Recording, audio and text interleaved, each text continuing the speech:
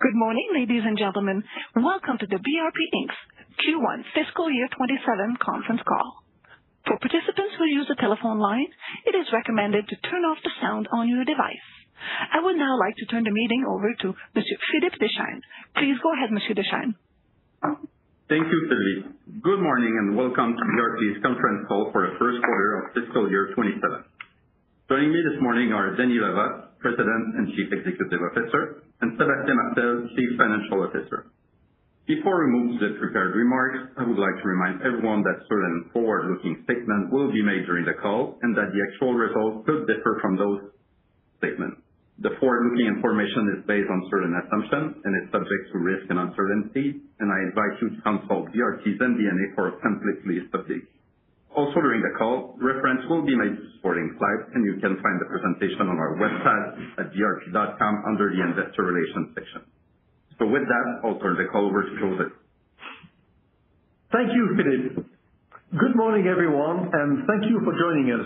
We delivered a solid performance in the first quarter, with financial results ahead of expectations and experienced sustained retail momentum across our key segments.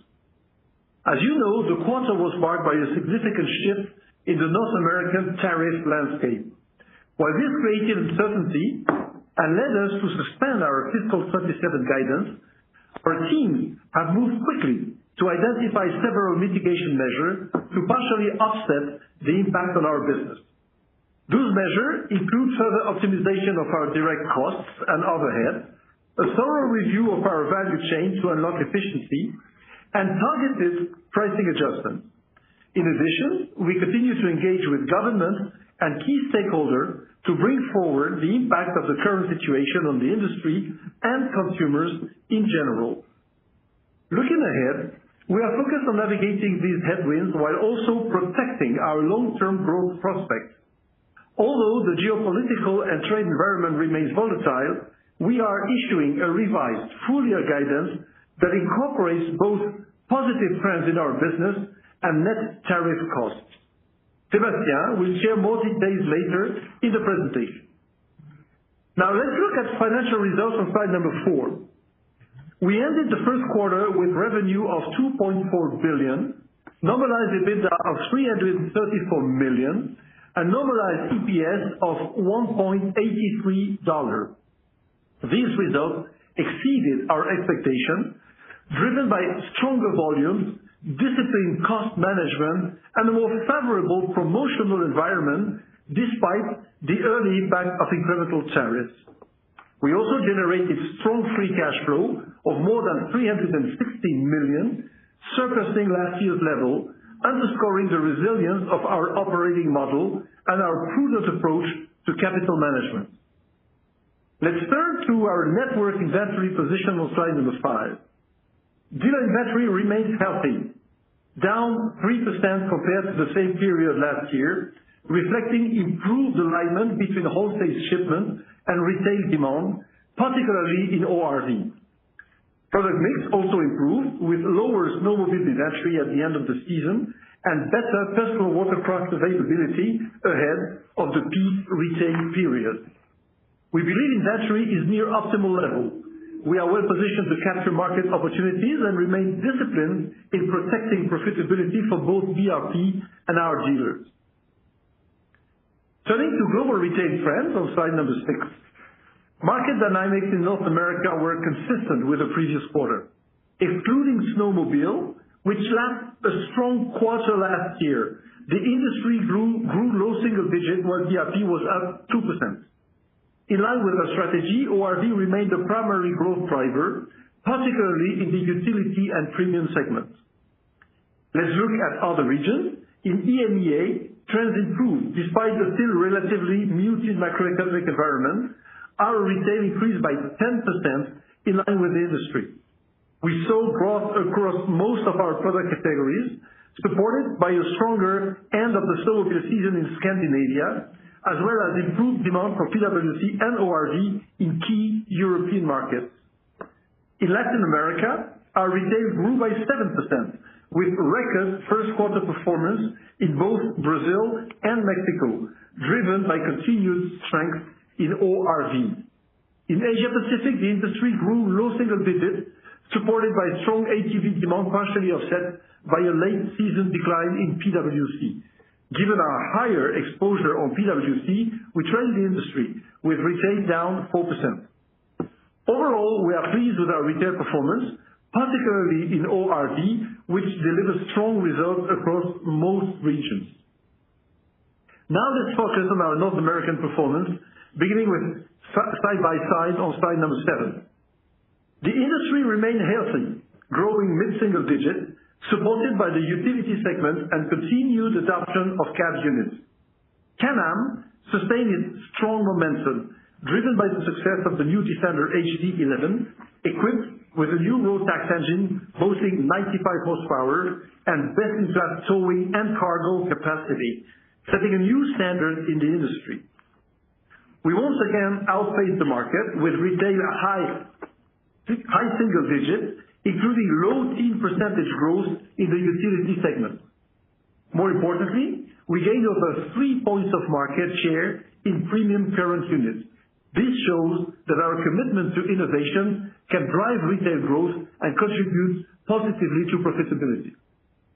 Turning to ATVs on slide number 8, while the industry declined low single digits during the quarter, we outperformed with retail up low single digits and reached the number 1 position in the North American industry in April for the first time ever. We continue to benefit from the rollout of our new platform across our lineup, contributing to more than 3 points of market share gain in current units during the first quarter. With continued traction with dealers, ongoing network development initiatives, and a robust pipeline of upcoming product launches, we are confident in our ability to sustain our ORV growth to further expand our market share. Turning to slide 9 to cover snowmobile, the 2026 season ended in late March with industry retail up low single digits. As anticipated, since other OEM entered the season with elevated level of non-current inventory, industry retail was driven by heavily discounted units.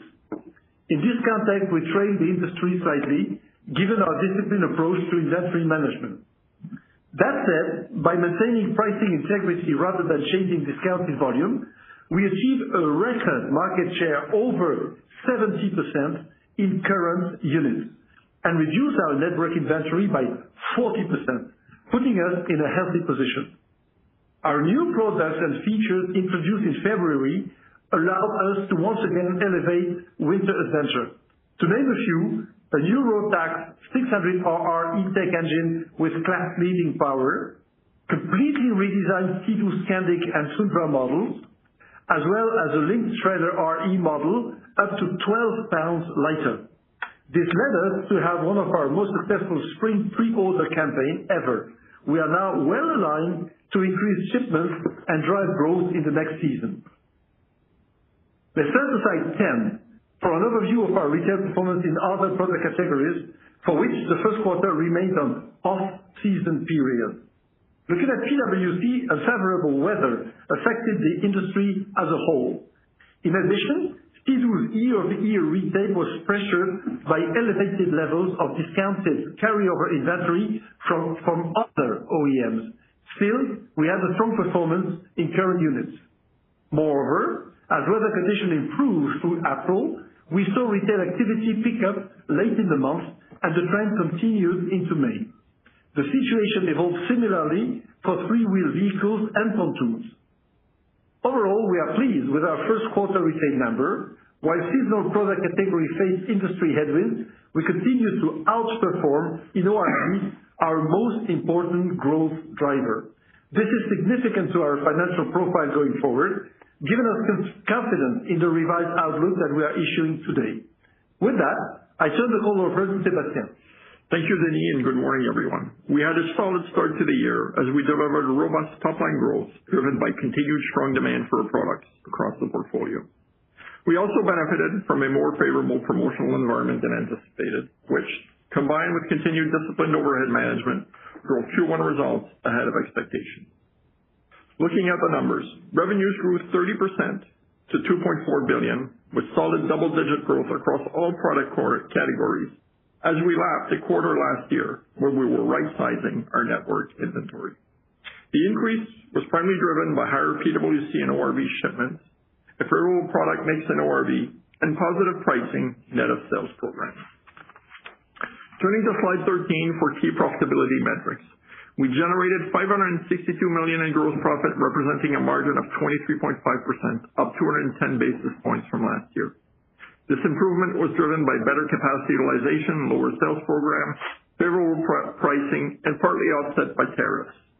Normalized EBITDA increased by 67% to $334 million, and normalized EPS nearly tripled to $1.83. It is worth noting that we only had a limited impact from the revised Section 232 tariffs during the quarter, as these came into effect late into Q1, and we temporarily redirected planned U.S. shipments to other markets while we assessed the situation. Shipments to the U.S. returned to normal levels by the end of April. As a result of our strong performance and supported by working capital tailwinds, we generated solid free cash flow of $367 million, and ended the quarter with close to $700 million of cash on the balance sheet. Our balance sheet remains very strong with a net leverage ratio of 1.4 times at quarter end. This provides us with the flexibility to navigate the current tariff environment while sustaining our investments for long-term growth, aligning with our N28 plan, and continuing to return capital to shareholders. Now turning to slide 14 for context on our revised fiscal 27 guidance. As you'll recall, we entered the year with strong momentum, supported by solid retail trends, robust demand for recently introduced models, and network inventory close to optimal levels. And our Q1 results clearly reflect that positive trajectory. However, the quarter was marked by significant change in Section 232 tariffs. In essence, the amendment introduces a 25% tariff on the full value of imported snowmobiles and most ORV models, replacing the previous 50% tariff on metal content only. This represents a meaningful incremental cost to our business and has led us to suspend guidance while we assess the full impact. While uncertainty remains in the evolving geopolitical and trade environment, including the upcoming USMCA renegotiation, we now have sufficient visibility into the Section 232 exposure and our mitigation plan, and our expected results for the year to introduce a revised guidance based on what we know today. Looking at the guidance, first, the fundamentals of our business remain strong. Our outlook for volume growth is largely unaffected by the incremental tariffs and actually continues to improve. Our revised guidance includes stronger than expected trends in ORV, snowmobile pre-orders above target, improved product mix, and higher P&A dealer orders.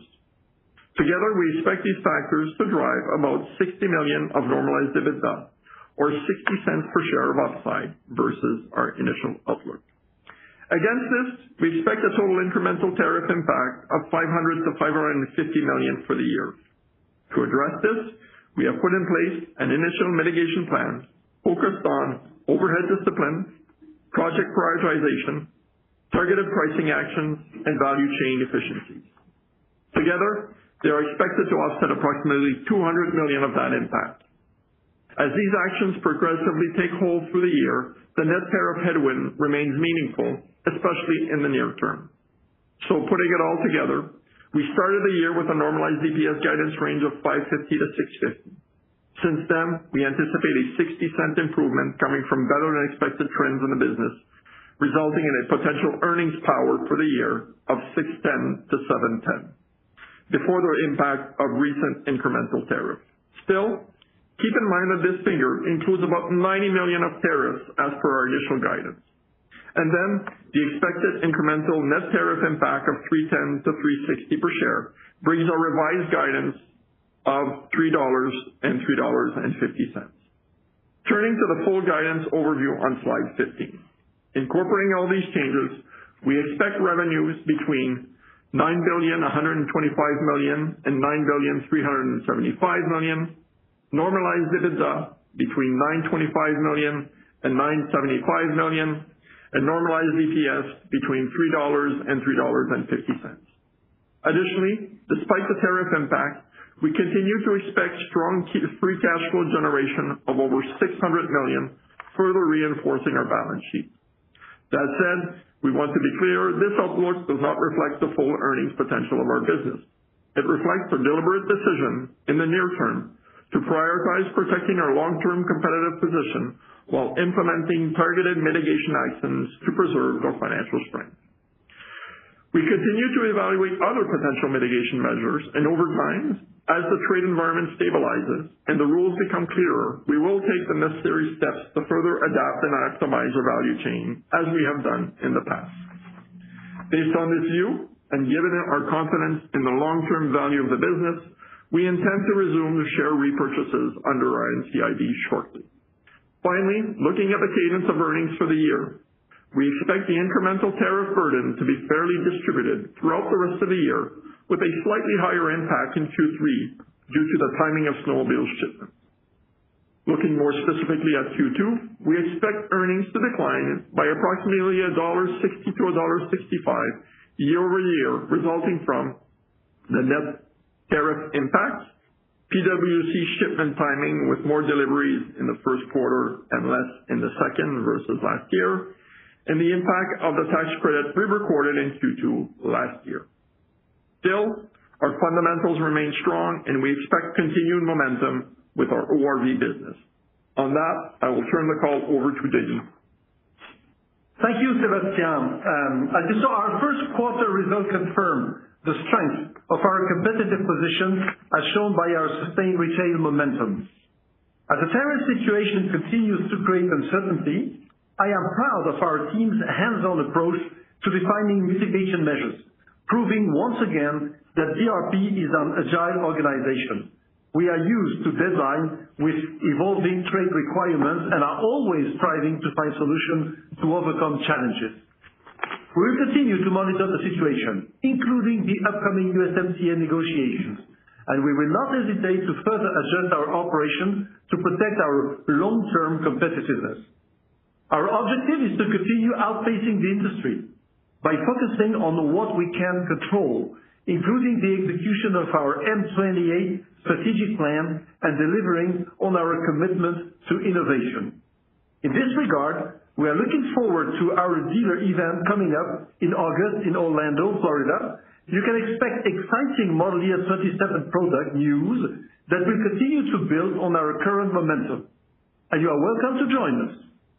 In closing, thanks to our engaged dealer network and cutting-edge product lineups, we are confident in our ability to further strengthen our position as a leading global powersports OEM in the future, drive sustained growth, and deliver lasting value to shareholders. On that note, I turn the call over to the operator for questions. Thank you, sir. Ladies and gentlemen, if you do have any questions at this time, please press star followed by 1 on your touch-tone phone. You will then hear a prompt that your hand has been raised. And should you wish to decline from the polling process, please press star followed by 2. And if using a speakerphone, you will need to lift the handset first before pressing any keys. And out of consideration for other callers on the line today and time allotted, we do ask that you please limit yourself to one question and one follow-up. Thank you. Your first question will be from Craig Kennison at Baird. Please go ahead. Hey, good morning. Thanks for taking my question. I appreciate the detailed color on the slide presentation as well. Seb, I wanted to dig into, slide 14 and understand the tariff mitigation, that $200 million. Could you be specific, on where you can cut overhead, which projects get reprioritized, how much your partners can absorb, and then lastly, by how much can you raise price without really damaging demand? Yeah, well, certainly when we looked at the overall mitigation plan, the priority of the team and of the board as well was to protect the long-term growth of the business, the M28 fundamentals as well that we want to protect. But certainly we do have levers as any company, and one of the big levers is certainly overhead. And so we have targeted certain initiatives, like e-travel is one of them where we can scale back and not impact the business. Certain more longer-term projects, exploratory projects, which we've moved back. And as you know, in our initial guidance, we were planning to invest in overhead, and so we've scaled back as well the increase or the pace of increase of overhead. So that's only one element. As you know as well, in M28, we have the Lean Initiative, which targets to bring $350 million of Lean in the business over 3 years. And so we are able to accelerate some of these Lean initiatives and bring them into the current year. And as for pricing, again, we don't want to jeopardize our competitive position in the market. And so we really hone our pricing very specific. And what we do is we want to peg pricing around the world on the U.S. market.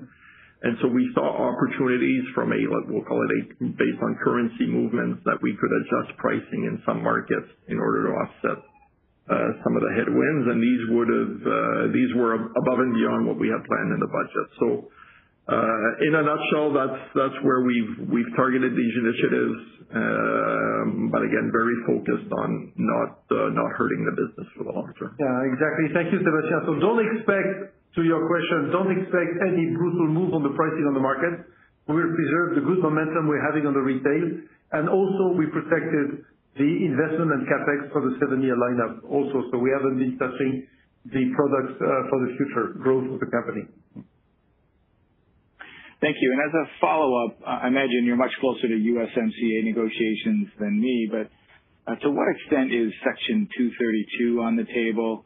That seems to be the one that you need to be changed. Yeah, we've been very active indeed, of course, right, with the three governments, would it be Canada, US, as well as Mexico, as you know, for sure. Our first target was to make sure that all of them understand the implication globally on the industry and globally on the future clients. So we know that negotiation and discussions are ongoing. Obviously, we don't know, and we are not in a position to say what is going to happen, but we know that this is ongoing, and together with USMCA in parallel, in the months to come, there should be a clarification on what will be the regulation going forward, which is also important for us because, of course, we are actively working on this potential scenario to even improve our situation. Thank you. That's right. Next question will be from Mark Petrie at CIBC. Please go ahead. Yeah, thanks. I wanted to actually just follow up on the mitigation efforts, and just to clarify, so the $200 million impact, I think, is for fiscal 27. So what would be the annualized level exiting fiscal 27? And do you think some of these are sustainable, or do you think some of this would just revert back should the tariff environment go back to maybe what you had expected before? Well, it's certainly too early to call out what next year is going to be, especially on the tariff front. As you know, things are moving, and USMCA is being renegotiating. So our view is that there is probably a world where tariffs will exist, but probably not in the configuration that we see it today going forward. And certainly, if we don't need these mitigation measures and we want to reinvest in the business, we'll certainly scale back on some of them. But for sure, some of the lean initiatives that we are accelerating are going to be there next year. So that's good. So you probably have, probably in the range of $100 million of initiatives that will certainly remain. Then for next year, obviously, depending on the landscape, we'll decide what we do with the overhead spend and whether or not we can further invest in the business or scale back some of these investments. Fair. Appreciate that.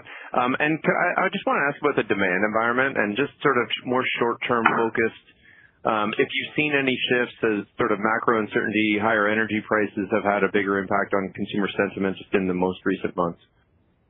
Not really. It depends on the market. Maybe a little in Europe, which is not of that importance for us. But when it comes to North America, first, have in mind that most of our clients are wealthy households, okay? So the level is higher than the average population, which means that we don't really see that. As I said before, the ORV trend is a good one, and we are performing into it, as well as, for instance, if you take the model year 27 snowmobile, the pre-order we're having is 50% more than what we had last year. So we cannot say that we see a reflection of the global economy on the demand on our products so far.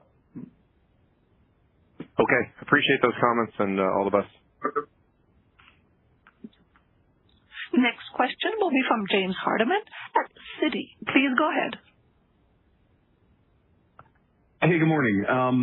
Following up on some of the previous questions, I can certainly appreciate the idea that, you're gonna drive as much mitigation as you can without really making any sort of wholesale changes that could be undone by, the next tweet or certainly by, a series of tariff renegotiations or court cases.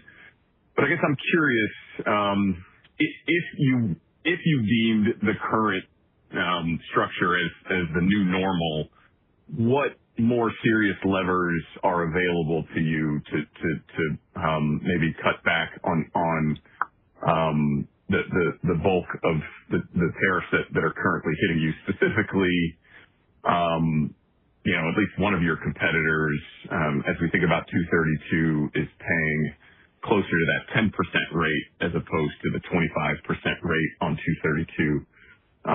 Just curious, how difficult would it be for you to get there? I think it would involve you shifting a lot of your metal sourcing to the United States, but maybe speak to that and just more broadly, what are the levers, the more drastic levers that you could pull if this tariff headwind persisted? Thanks. Well, obviously, with the visibility we have, we believe that the $200 million is the right level of mitigation measures protecting the long-term growth of the business. But obviously, if this landscape were to stay more permanent, which we do not believe is the case, but if it were the case, then what we've always said is once we know what the rules are and they're well established, then we'll make the right decisions. So, of course, the teams are not on standby and waiting for the rules to come in. We're looking at various scenarios. And once we know what these rules are, then we'll put them into play. But again, we've opened plants in the past, and that's certainly something we can do. We've shifted production from different plants to other plants, and that's also something we can do. So I guess the munitions we have are well known, well understood, and well controlled by us. And if once we need to pull the trigger, we'll put it in execution. But my view is I don't want to commit hundreds of millions of capital until we know what these rules are. And so today we believe that managing in this environment with 200 million mitigation measures is the right thing to do. And once we know what the rules are, we'll act accordingly. Yeah, we know we need visibility and stability, and we know negotiations are ongoing between the governments. So it's too early to tell. We're gonna react, and we're getting ready. And the last thing I'd say is we have a solid balance sheet, and so we're not. If we need to deploy capital, we'll deploy it. Again, if it's the right thing to do for the business in the context of the new trade environment. That all makes sense. And then, maybe shifting to the fundamentals of the business, excluding tariffs. You touched a little bit on it in the prepared remarks, but maybe walk us through the past few months. Sounds like there was some weather. Obviously, you had a war that started. But then maybe more specifically, any detail you can give us on May trends from a retail perspective for both you and anything you can glean from the industry. Thanks.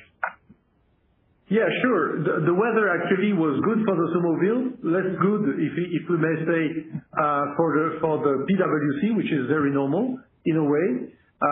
On both these seasonal products, we are satisfied with where we stand. The snowmobile may look a little down for sure, but have in mind that there is a seasonality of the quarter year-on-year, which is very drastic. So the global season was kind of the same this year versus the last year. Number two, we are running at a speed of 70% market share in the current snowmobile, which is very high, shows how competitive we are in terms of product. And I said before, the orders of the 27 models, because the question is on the short-term period, the order of the 27 models is 50% up compared to last year. So we are very confident with that one. Of course, it is very early on the PWC to get the global vision. Okay, again, our market share on the current is up 10 points, so which is not neglectable. But the market is still kind of puzzled with a lot of non-current that we basically do not have at BRP. or should I say at CIDU. So we got to see the waves coming. End of April, beginning of May, the trend is becoming positive back again. But this is early in the season to talk about. And to finish with the most important product, we're super happy to be online with our plan. I'm talking here, of course, of ORV. So let me repeat, the last month, April, we were number one in North America with the ORV, and on the current unit, we were up 3 points on the market. And same with the SSV, we are a little above the industry, and on the premium current, we are above again 3 points, especially with the Defender, because the utility segment is the most growing one inside this. So all in all, the momentum is very solid. Got it. That's helpful. Thanks and good luck. Next question will be from Robin Farley at UBS. Please go ahead. Great. Thank you. And, I appreciate the fact that it's the tariff situation is likely to change in your view. I just wonder if you could help us think about, if it didn't, just so we can think about what an annualized impact looks like for both the tariff and the mitigation. So that 500 to 550 is for this sort of partial year. Would that be, I would assume, somewhere in this 600 to 700 million on a full year basis? If you could help us in that range. And then similarly, your mitigation, that 200 million, is that also a partial year, or does that kind of represent you really have put everything that would be annualized and that will land in the next 3 quarters, or does that number look bigger on a full year basis, again, with the idea that if things didn't change? Got it. So I would say the tariffs annualized is in the range of, let's say, 650 to 700, so very close to your number. In terms of mitigation measures, you could see a higher amount annualized, maybe let's say 25 to 50 million higher. Some of the initiatives that we're doing will only take hold in Q3 and Q4. And so this is what you could expect on a full year basis. Okay, great. Super helpful. Thank you. And then just to think about potential, you mentioned, you're engaging with the government in various ways. My understanding is the 232 is always, sat outside of USMCA. So I guess, are there other things outside of the renegotiation period for USMCA, which could end up not changing? Are there other avenues for you to pursue potential changes in this 232 tariff? Thanks. Well, the going-in assumption is obviously when you talk about a free trade agreement between the North American countries, free trade means free trade. And so when you factor in a 232, you're no longer in a free trade territory. And so the going-in assumption is that at some point the 232 lane will merge with the USMCA lane, and the governments will come to an agreement as to what is the required or desired level of clarification between the countries. And so that's why we believe that the current landscape and the current structure of tariffs is temporary, and the USMCA will lead to a revision of the whole tariffification policies of the different countries. Okay, great. Thank you very much. Next question will be from Brian Morrison at TD Cowen. Please go ahead. Yeah, thanks very much. First of all, I want to commend you guys on putting guidance out there. You often put yourselves out there when others don't in challenging times, so thank you. Maybe just going back to some of the questions on potential alternatives or offsets to the tariffs that are out there. Would that include potential reconfiguration of your manufacturing footprint if the tariffs stay in current form? Well, first of all, we are depending on the tariff and the USMCA. First of all, we're already present in the U.S., if it is what's behind the question, because we are manufacturing some products in the U.S. We also have foundries in the U.S., and we also have, of course, a solid network of suppliers that we procure from in the U.S. It's way too early to answer your question so directly because, of course, it will depend on how the thing is globally going, both from the 232 and the USMCA, right? So as we said before, we are, of course, preparing all scenarios, but we will certainly not make any decision before we estimate that the regulation is becoming steady and reliable. So which is not the case today. We hope in a few months we're going to get more clarity on that one. Okay, so it's steady state in terms of pricing and cost efficiencies until such time that you get visibility on USMCA. Is that correct? Absolutely. Okay. And then my second question is for Seb, just specifically on the free cash flow. I mean, $650 million, that's a big number. I'm having trouble getting there with your guides. Maybe is there some sort of working capital contribution there's a good this year? Working capital is a good tailwind this year. Two key elements. One, AR, we are putting in place a floor plan factoring facility in Scandinavia. That should bring about $150 million this year of a tailwind. And cash tax will also be relatively slim this year. That's also a nice tailwind that we have. Thank you very much. Next question will be from Martin Landry at Stifel. Please go ahead. Hi, good morning. I just wanted to get more details on the price increases that you've put through or you expect to put through. Can you give us just an order of magnitude in terms of percentage-wise what that implies? Well, it's as I mentioned earlier, Martin, it's not the big lever as part of the $200 million, and so the big levers of the overhead, the lean initiative. And as I said, we look at pricing globally, but benchmarking it to the U.S. market. And so versus our initial budget assumption, we had an opportunity to increase pricing because of currency movements, and we want to peg the pricing as much vis-a-vis the U.S. And so that's what drove. Denis speaking, we completely protected the 2026 model year, okay, which are ongoing, number one. Number two, we also protected the pre-season orders of the snowmobile on the 27 model.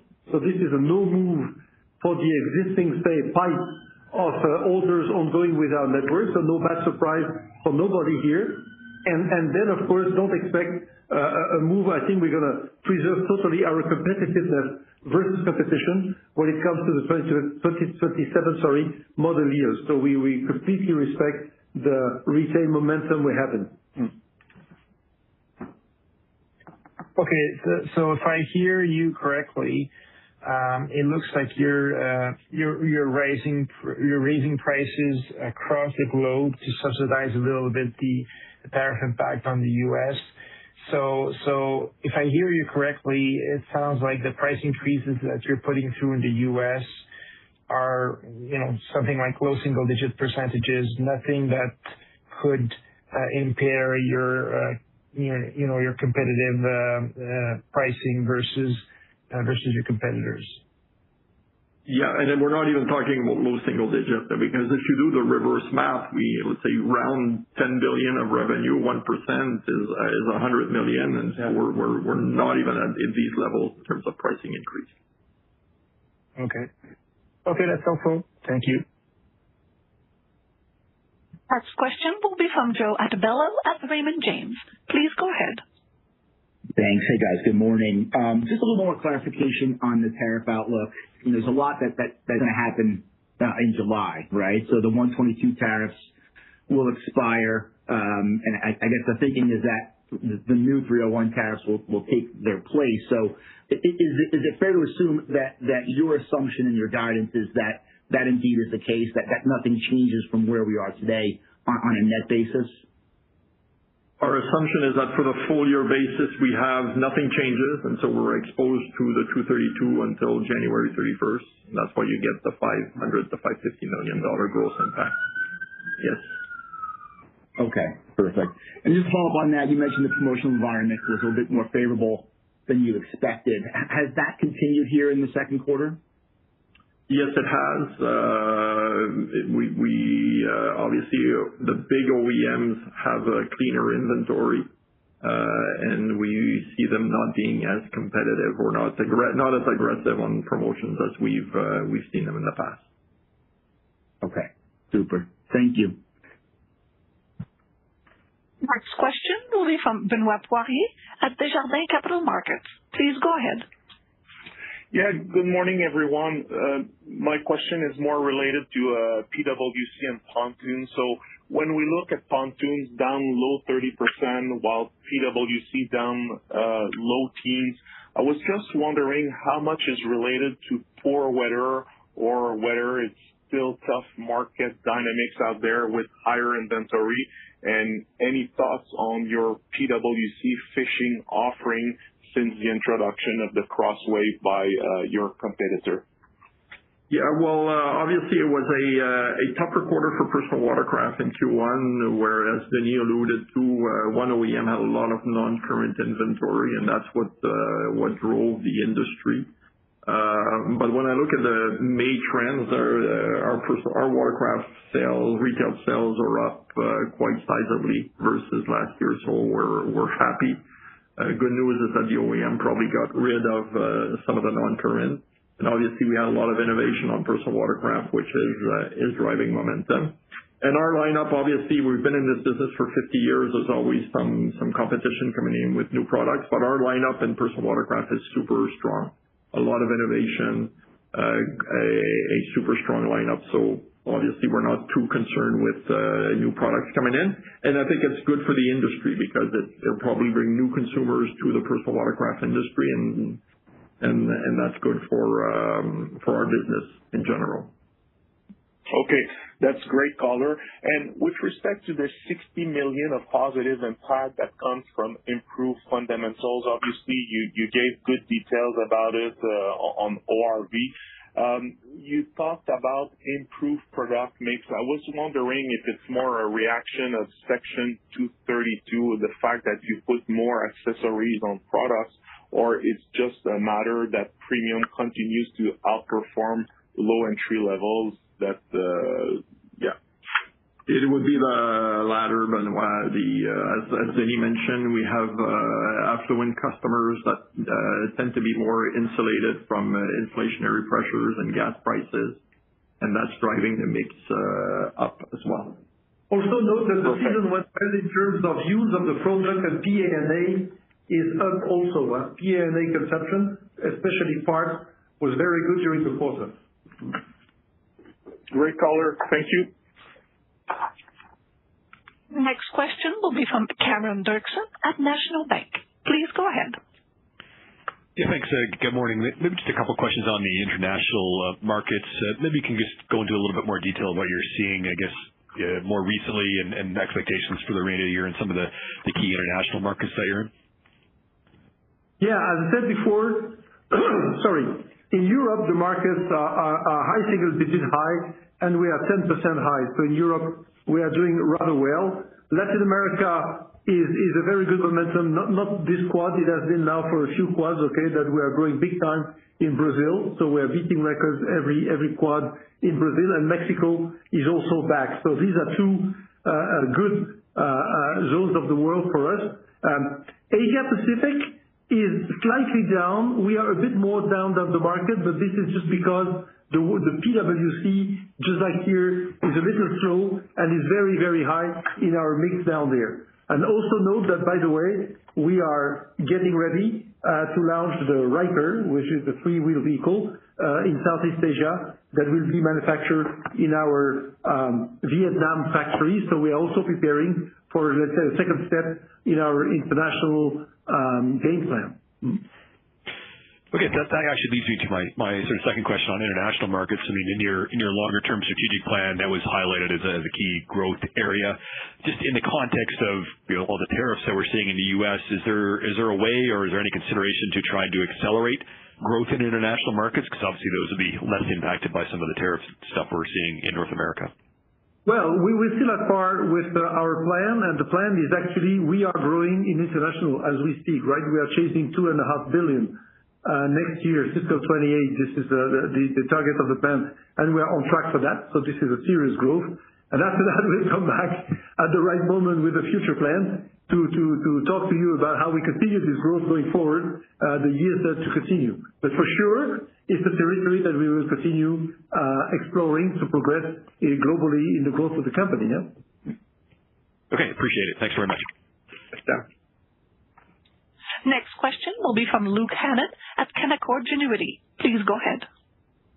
Yeah, thanks. Good morning. I wanted to ask about the revised Section 232 tariffs. Have they impeded your ability at all when it comes to expanding the dealer counts in the near term? No.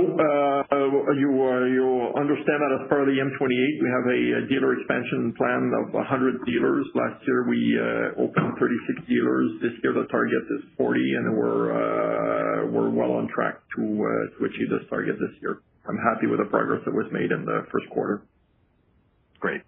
Thanks. And then second question, a quick one, and just a clarification. So the revenue guidance that you have there now is up slightly from what you had previously before the suspension.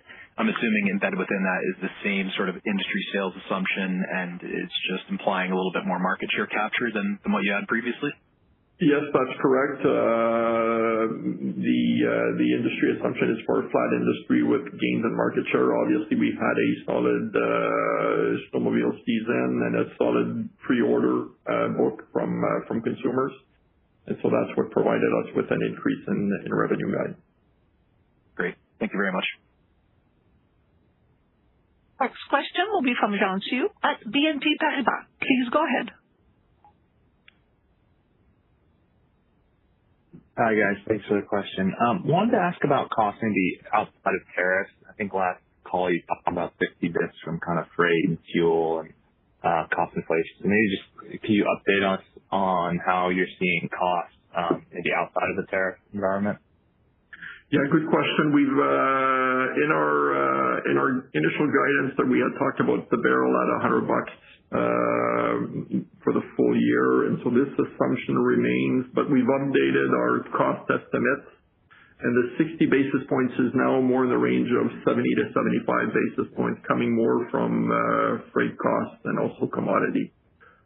So still manageable. But we have seen some changes versus our initial guidance.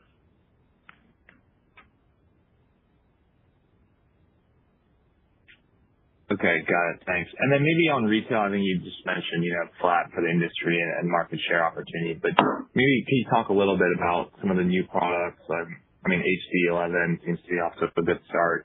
Any other kind of call outs in terms of where we could see more potential market share gains? Well, the snowmobile lineup we announced our new features just a few months ago, super well received, and that's why I did mention that the pre-orders were very strong coming from that innovation. The high-end ATV as well is selling extremely well.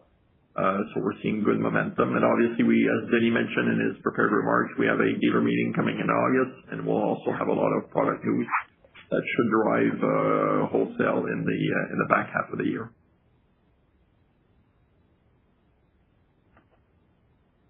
Okay, great. Thanks and good luck. Next question is coming from Garrick Johnson at Seaport Research Partners. Please go ahead. Hey, good morning. Thank you. Hey, on gross margin, you mentioned promotions are a tailwind, and then you gave us the update on the input costs. But what's the gross margin outlook for the year that's embedded in your guidance?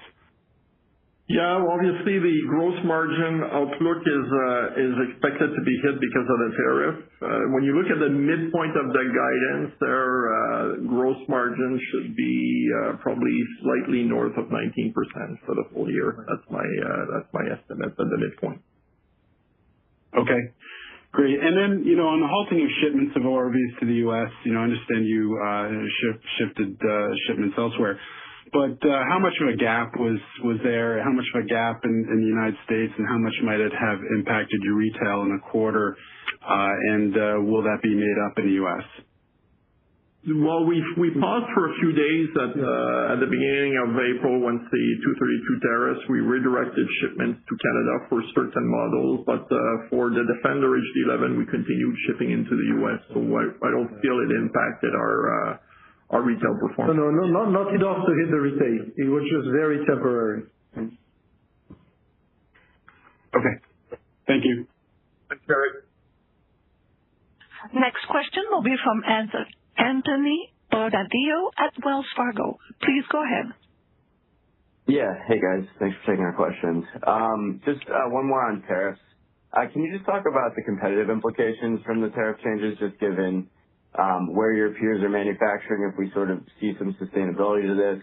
And does that at all impact your view on your ability to take share over time? Well, as you saw, we've increased the guidance this year based on by 60 cents because of the momentum we have in the business. So our view is this does not change our competitiveness in the market, and we purposefully did mitigation measures that did not hurt the business. And so no change to our market share or growth aspirations. The M28 fundamentals and the priorities are still intact. And the teams are moving forward, be it dealer expansion, commercial improvement, market share gains, et cetera, product innovation, as Denis mentioned as well. So very much still relevant in this context. Got it. That's helpful. And just as a follow-up on the M28 targets, I guess just given all the changes we've seen, how are you now thinking about that $8 number in F28, and what might that look like under different tariff scenarios? Yeah, well, obviously there are many hypothetical scenarios we could run. For now, as we said, we believe this context is temporary. We might end in a situation where there's tariffs, and I will remind you that our initial guidance had $90 million of tariffs, and that was baked into our M28 target. So too early to call out, but certainly if tariffs were to remain as is, it would certainly be a headwind. But as I mentioned, and I don't want to sound like a broken recorder there, but we're protecting the fundamentals of M28. Yeah. Got it. Thanks, guys. The question is from Tristan Thomas-Martin at BMO Capital Markets. Please go ahead. Hey, good morning. I just wanted to make sure I heard something right. Did you say quarter-to-date retail in May was positive, and was that for a consolidated or just an ORV number? It was more specific. We have positive consolidated, ORV numbers up, personal watercraft numbers up as well. So good indication going into the prime retail season. Okay, great. And then just what are you seeing in terms of financing rates at the dealership level? And then any other credit metrics you want to provide would be great. Thank you. What we are seeing from a retail financing point of view, we are seeing FICO scores come down. And so obviously when we dig in and understand what's driving this is actually that the Tier A customers are actually using the cash rebates or paying cash and not necessarily going for the financing option, which has driven down the FICO scores. But besides that, everything is pretty much similar to what we've seen in the past. No big changes. Okay, and just any sense of where rates are, maybe year-over-year? Next. Off the top of my head, I wouldn't be able to recite the rates, but again, no changes. The bank rates haven't moved in the last quarter, so steady to where it was in Q4. Great. Thank you. Next question comes from Brandon Rowley at Loop Capital. Please go ahead. Good morning. Thank you for taking my questions. First, just on slide 7, you displayed strong market share gains within the utility segment. I think a lot of people associate you guys with strong market share in the recreational segment. Could you touch on what's driving some of those share gains within the utility segment? Yeah, of course. This is the HD11 itself, right, which is our new product that we are launching on this segment. With the strength of the brands of Can-Am and entering this segment, we are really doing very well in this segment. Especially, I mentioned the 95 horsepower road tax, which is very much adapted to this kind of vehicle. So the demand is very, very high, and we are producing at the maximum in our factories to provide to the market. So this is a very good trend that we have it. And by the way, we are not only recreational, because if you take the U.S. ORV vehicle, where more than 50% is a professional usage. Would it be a first response, professionals, farmers, et cetera, et cetera. So we've been already in this market for a while. Okay, great. And then just circling back to the competitive positioning questions, post-tariffs, I was just wondering, it seems like historically you guys have your products have been slightly more expensive than maybe some of your larger competitors, and you're only potentially layering on a low single-digit price increase. Is that, is that true? Your products, are more expensive already and, you still take share, or do you feel like, this step up, this low single-digit price increase, would, vastly increase the pricing spread between you and some of your larger competitors? Well, price is a matter of specification. I mean, our products are very high-spec products, and we are leading the pace in terms of, innovation and attractiveness in what we are offering. So, of course, not everything has the same price. When it comes to competitiveness, I think that we are, I think because it depends on competition, but as Sébastien said it, we're not going to press on the pricing lever, okay? This is to be very clear. It's very minimum in our 200 million plan, so don't expect any big price movement by ourselves. And I do think that we're going to keep the same competitiveness as we're having right now, which we are okay with because you see the retail momentum we're having proves that we are well positioned. That's great to hear. Thank you so much. Next question will be from Jonathan Goldman at Scotiabank. Please go ahead. Hey, good morning, team. Thanks for taking my questions. Just one for me, and I apologize if this has been asked already, but did you update your views on your expectations for Powersports North America retail this year? I believe in the previous call you were talking about flat for the year. Yeah, that hasn't changed. We're still expecting flat industry this year. Okay, so the improved fundamentals on your slide deck, it's everything you listed there. The ORV trends are better, snowmobile seasonal, improved mix, and potentially share gains and a better pricing environment? Yeah, they're BRP specific, yes. Okay, perfect. Thanks for taking my question. Thank you. And at this time, we have no other questions registered. I would like to turn the call over to Monsieur Deschênes. Thank you, Sylvie, and thanks everyone for joining us this morning and for your interest in BRP. We look forward to speaking with you again for our second quarter conference call on September 3rd. Thanks again, everyone, and have a good day. Thank you, sir. Ladies and gentlemen, this does indeed conclude your conference call for today. Once again, thank you for attending, and at this time we do ask that you please disconnect your lines. Enjoy the rest of your day.